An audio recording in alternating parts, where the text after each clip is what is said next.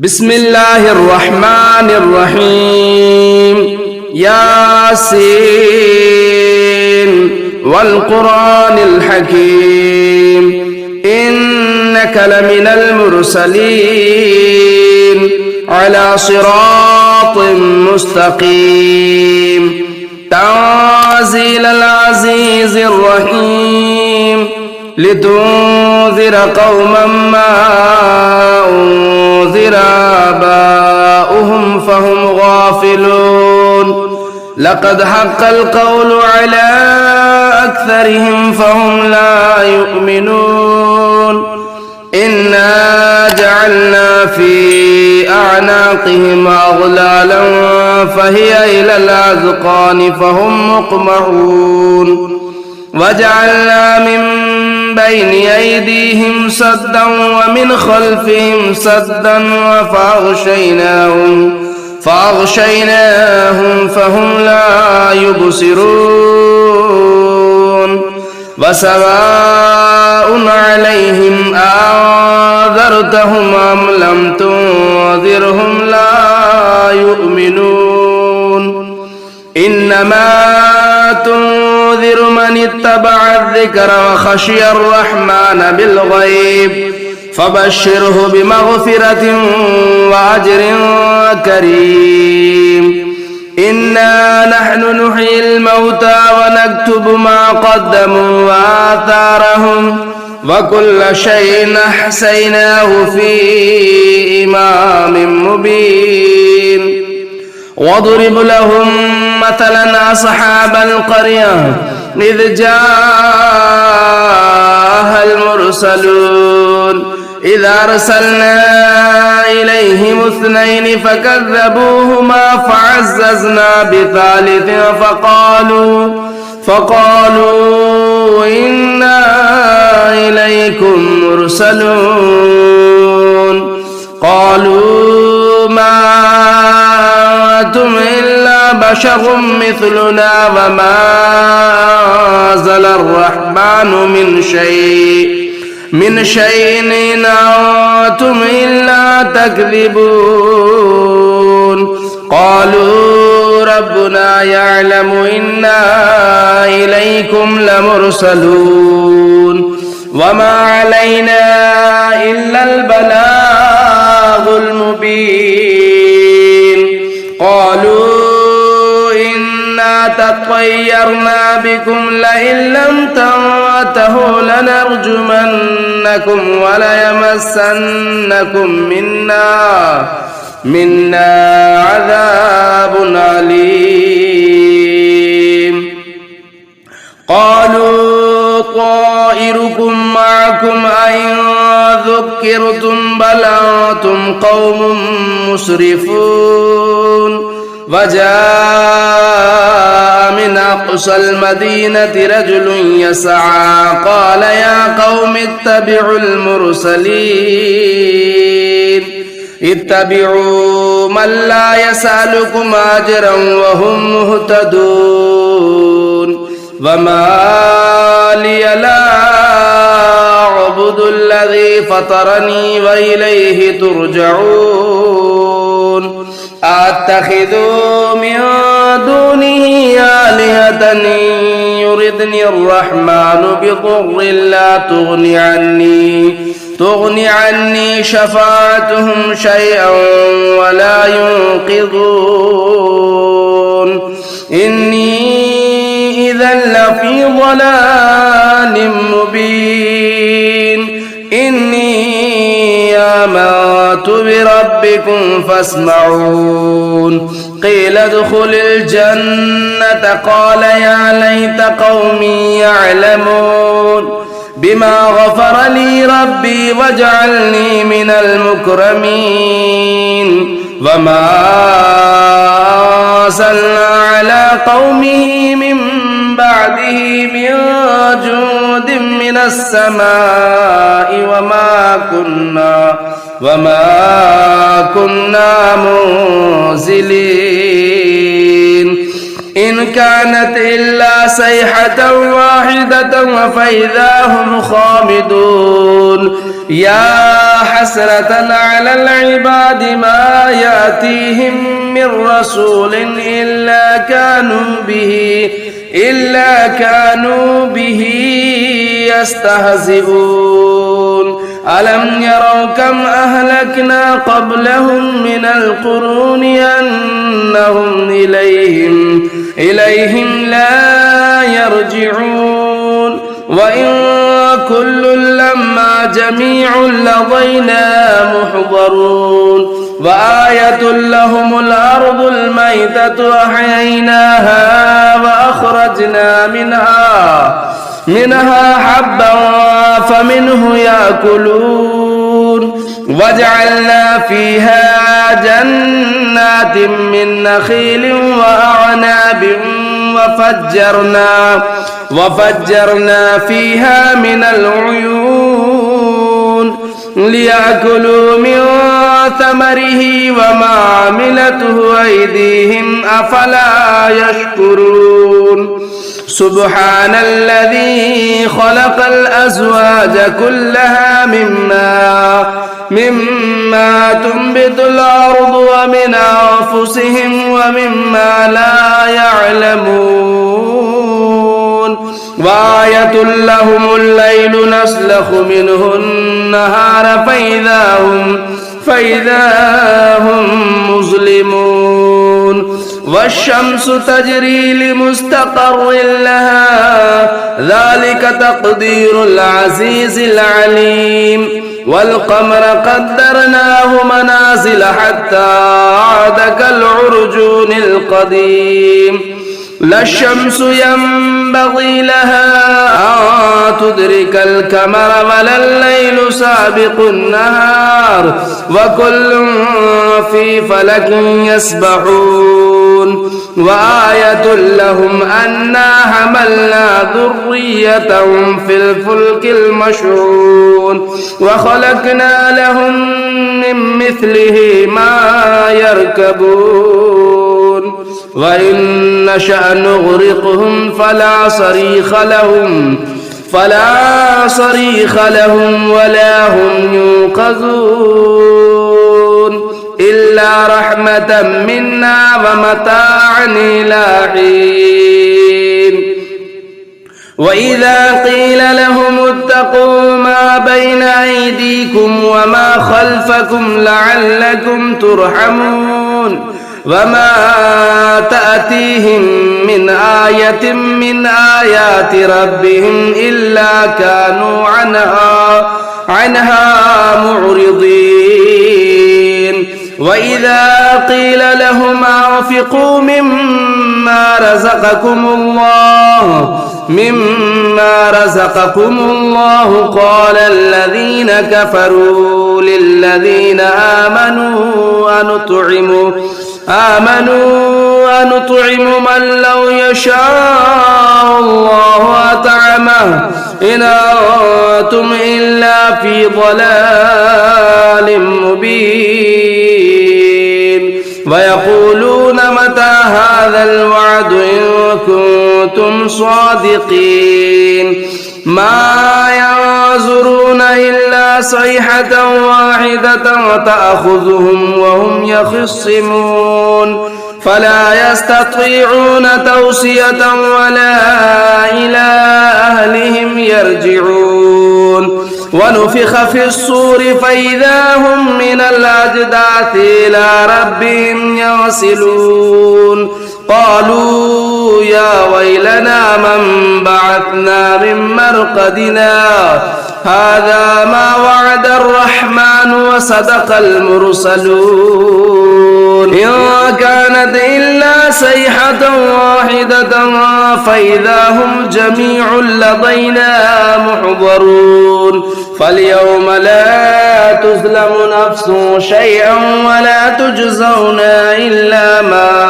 إلا ما كنتم تعملون إن أصحاب الجنة اليوم في شغل فاكهون هم وأزواجهم في ظلال على الأرائك متكئون لهم فيها فاكهة ولهم ما يدعون سلام قولا من رب رحيم وامتازوا اليوم أيها المجرمون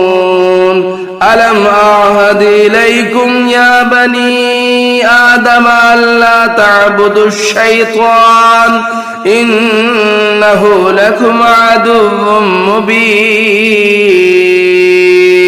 وأن اعبدوني هذا صراط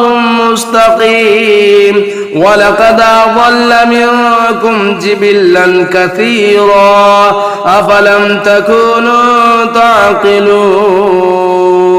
هذه جهنم التي كنتم توعدون اصلوها اليوم بما كنتم تكفرون اليوم نختم على أفواههم وتكلمنا أيديهم وتشهد أرجلهم بما كانوا يكسبون ولو نشاء لطمسنا على أعينهم فاستبقوا الصراط فأنا يبصرون ولو نشاء لمسخناهم على مكانتهم فما استطاعوا مضيا ولا يرجعون ومن نعمره ننكسه في الخلق أفلا يعقلون وما علمناه الشعر وما ينبغي له إن هو إلا ذكر وقرآن مبين لينذر من كان حيا ويحق القول على الكافرين أولم يروا أنا خلقنا لهم مما عملت أيدينا أنعاما فهم لها مالكون وذللناها لهم فمنها ركوبهم ومنها يأكلون ولهم فيها منافع ومشارب أفلا يشكرون واتخذوا من دون الله آلهة لعلهم ينصرون لا يستطيعون نصرهم وهم لهم جند محضرون فلا يحزنك قولهم إنا نعلم ما يسرون وما يعلنون أولم ير الإنسان أنا خلقناه من نطفة فإذا هو خصيم مبين وضرب لنا مثلا ونسي خلقه قال من يحيي العظام وهي رميم قل يحييها الذي أنشأها أول مرة وهو بكل خلق عليم الذي جعل لكم من الشجر الأخضر نارا فإذا أنتم منه توقدون أوليس الذي خلق السماوات والأرض بقادر على أن يخلق مثلهم بلى وهو الخلاق العليم إنما أمره إذا أراد شيئا أن يقول له كن فيكون فسبحان الذي بيده ملكوت كل شيء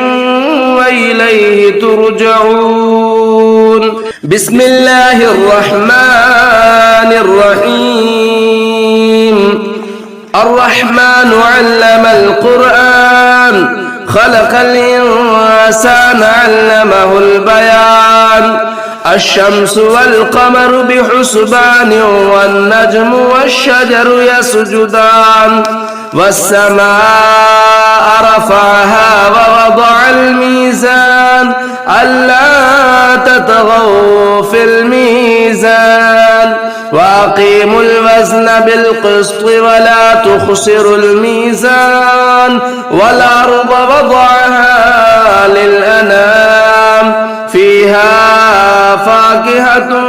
والنخل ذات الأكمام والحب ذو العصف والريحان فبأي آلاء ربكما تكذبان خلق الإنسان من صلصال كالفخار وخلق الجان من مارج من نار فبأي آلاء ربكما تكذبان رب المشرقين ورب المغربين فبأي آلاء ربكما تكذبان مرج البحرين يلتقيان بينهما برزخ لا يبغيان فبأي آلاء ربكما تكذبان يخرج منهما اللؤلؤ والمرجان فبأي آلاء ربكما تكذبان وله الجوار المنشآت في البحر كالأعلام فبأي آلاء ربكما تكذبان كل من عليها فان ويبقى وجه ربك ذو الجلال والإكرام فبأي آلاء ربكما تكذبان يسأله من في السماوات والأرض كل يوم هو في شان فبأي آلاء ربكما تكذبان يسأله من في السماوات والأرض كل يوم هو في شأن فبأي آلاء ربكما تكذبان سنفرغ لكم أيها الثقلان فبأي آلاء ربكما تكذبان يا معشر الجن والإنس إن استطعتم أن تنفذوا من أقطار السماوات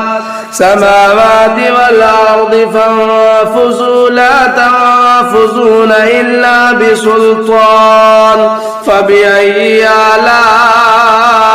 ربكما تكذبان يرسل عليكم شواظ من نار ونحاس فلا تنتصران فبأي آلاء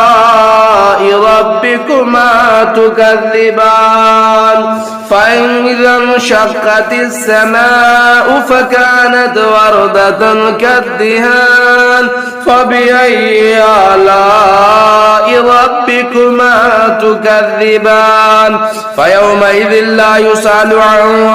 ذنبه إنس ولا جان فبأي آلاء ربكما تكذبان يعرف المجرمون بسيماهم فيؤخذوا بالنواصي والأقدام فبأي آلاء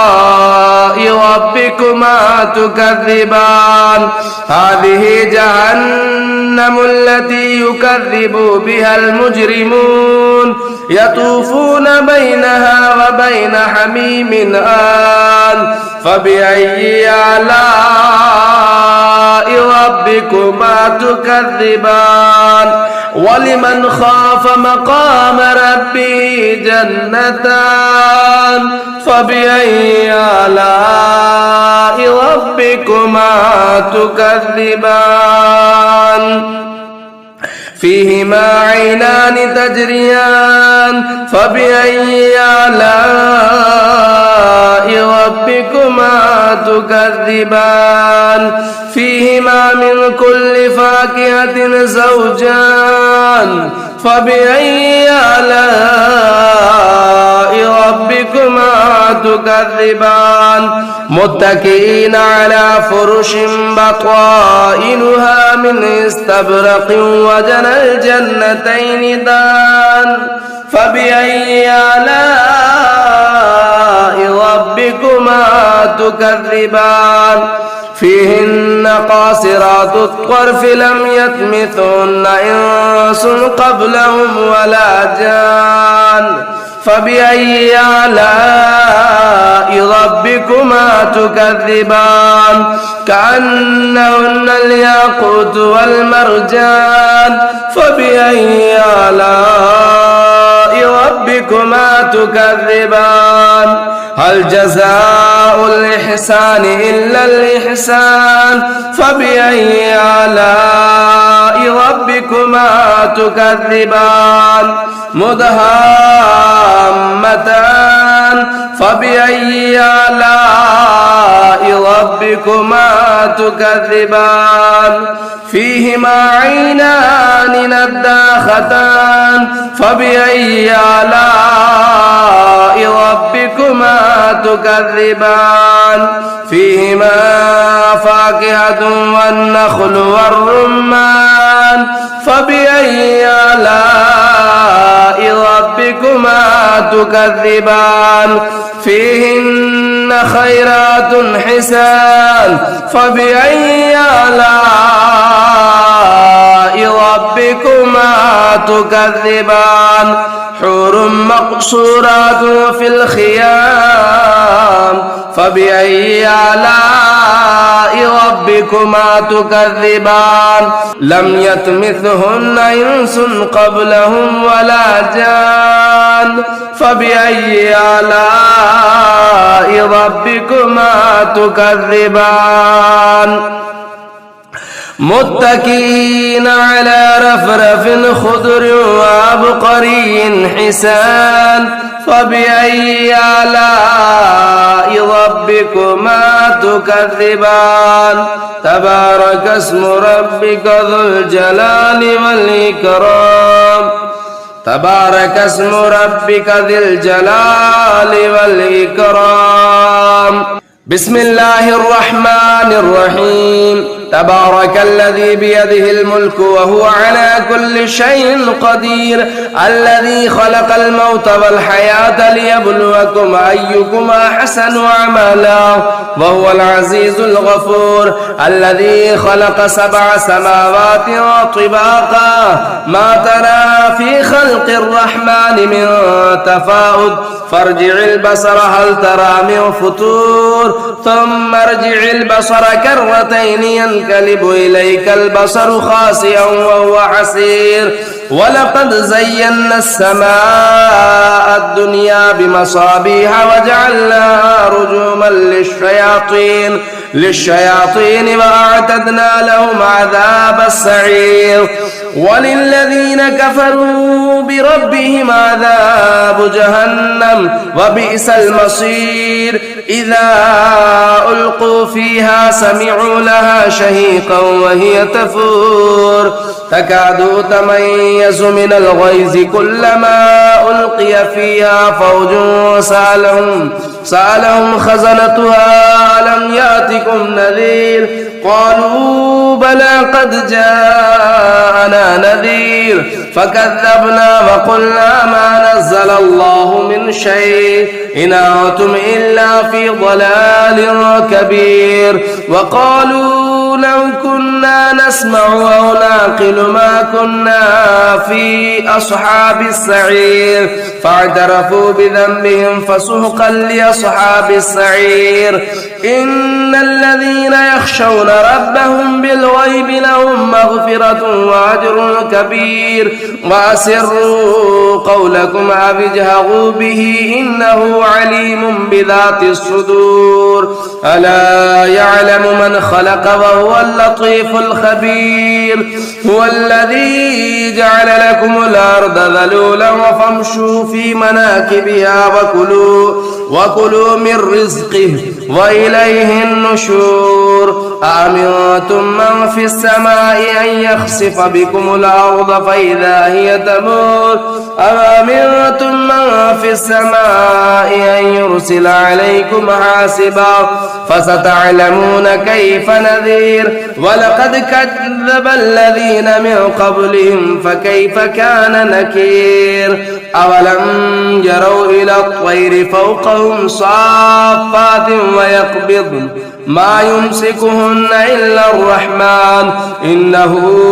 بكل شيء بصير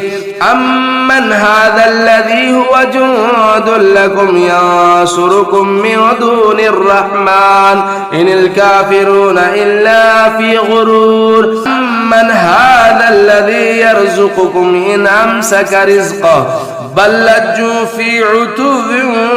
ونفور أفمن يمشي مكبا على وجهه أهدى من يمشي سويا على صراط مستقيم قل هو الذي أنشأكم وجعل لكم السمع والأبصار والأفئدة قليلا ما تشكرون قل هو الذي ذرأكم في الأرض وإليه تحشرون ويقولون متى هذا الوعد إن كنتم صادقين قل إنما العلم عند الله وإنما أنا نذير مبين فلما رأوه زلفة سيئت وجوه الذين كفروا وقيل هذا الذي كنتم به تدعون قل أرأيتم إن أهلكني الله ومن معي أو رحمنا فمن يجير الكافرين من عذاب أليم قل هو الرحمن آمنا به وعليه توكلنا فستعلمون من هو في ضلال مبين قل أرأيتم إن أصبح ماؤكم غورا فمن يأتيكم بماء معين